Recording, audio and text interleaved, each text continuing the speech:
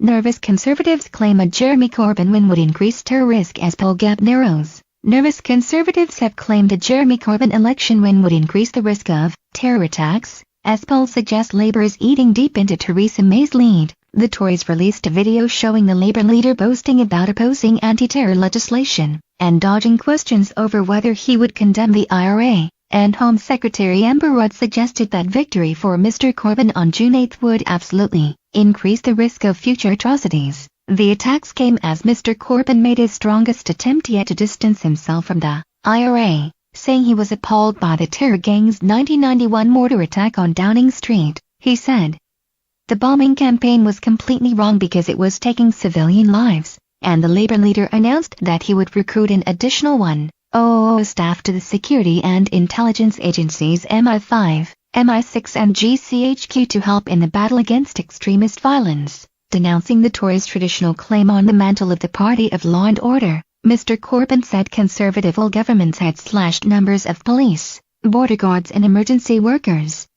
He said, "Ensuring the safety of our communities demands properly resourced action across many fronts. It means upholding and enforcing our individual rights, promoting community relations, supporting our emergency services, tackling and preventing crime and protecting us from danger, including threats of terror and violence." Ms. Rudd told the Mail on Sunday she spent much of her working life signing security warrants, while Mr Corbyn had spent his career opposing anti-terrorism measures. "He talks now as though he could defend the country, but for 30 years he's been against anti-terrorism measures," she said. "I spend 2 hours every day signing security warrants. The only thing Corbyn would sign is our security away.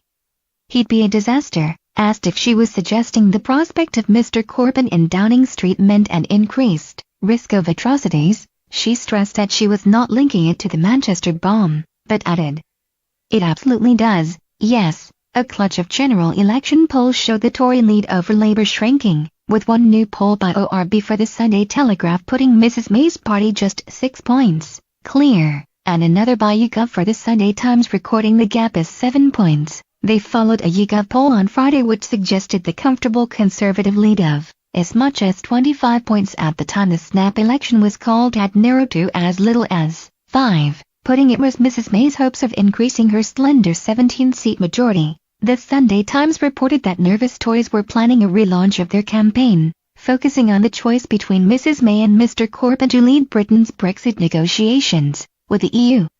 Meanwhile, Mrs May revealed details of a new commission for countering extremism which she will set up if she wins the election, with a remit to help government identify policies to defeat extremism and promote pluralistic values. She revealed the commission will be charged with clamping down on unacceptable cultural norms, such as female genital mutilation, as well as acting to ensure that women's rights are upheld in all of Britain's ethnic and religious communities.